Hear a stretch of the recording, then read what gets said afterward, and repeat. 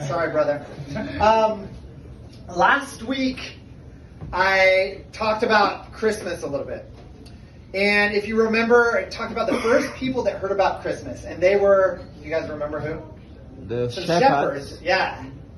And these shepherds are the people that are out and they're cold and they're dirty and they're uneducated. And yet angels come and tell them. They said, hey, this new king is born.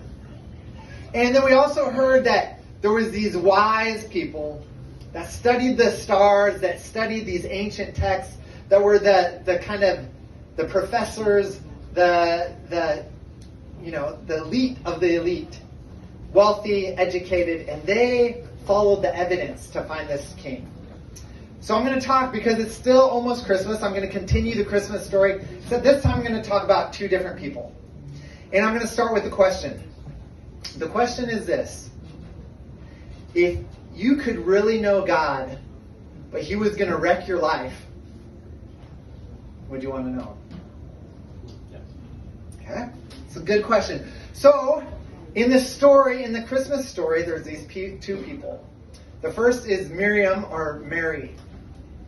And Miriam's probably a teenager, maybe like 13, 14, 15 years old. She lives in the village, and she's a good girl.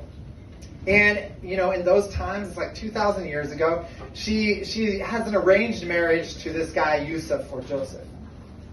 And so in those times, like, the parents meet and they arrange this marriage, and then Yusuf goes to prepare a place, to prepare a home for them to live in.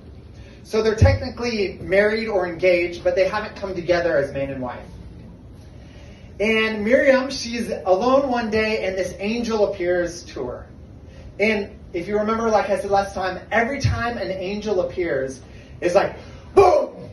And people fall on their face, and the angel's first words are, don't be afraid.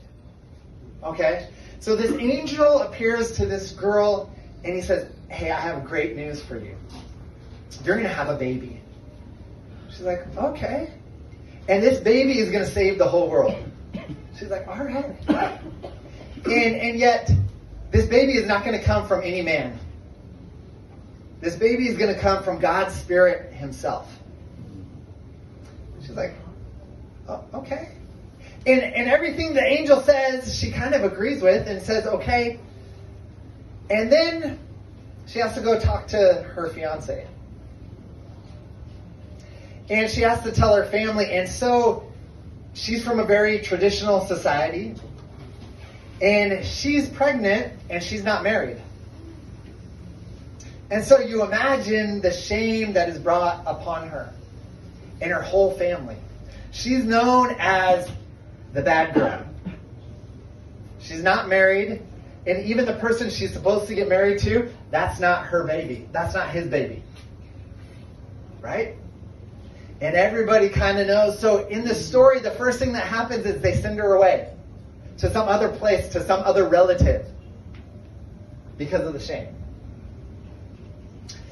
During that time, her husband-to-be, Yusuf, he finds out. And he's a good man. He knows the shame that this will bring to her. And yet, at the same time, he knows that's not his baby. And she said, no. It's not another man. This is like God's baby. But Joseph knows, he knows a thing or two. He knows that, babies don't just appear. Right? And so what he decides to do, he said, I'm going to just let her go. I'm going to divorce her quietly. I'm not going to shame her. I'm not going to say, this is not my baby. Even though everybody already knows that. And yet he has a dream, and in his dream, an angel appears to him. He says, no, this is not from some other man. She has not been unfaithful to you. This is baby from God. And so Joseph decides to take Miriam as his wife. And imagine the shame. Imagine his friends being like, you married that girl? Do you know what she did? That's not your baby. And you're going to take that woman and take that baby and raise him as your own? You're an idiot. During this time, they go back to their hometown to register. There was a census of all the people, and they have to go back to their hometown. And it says nobody would take them in. This is their hometown. They have relatives there. And yet their own relatives are ashamed by what they did. And so they turn them away. And yet it's God that chose these two people that are poor, that have nothing, that have no family to support them, and said, you're going to be the ones that bless the whole world. Through you, the entire world is going to be blessed. And that's the story of Christmas. Thanks.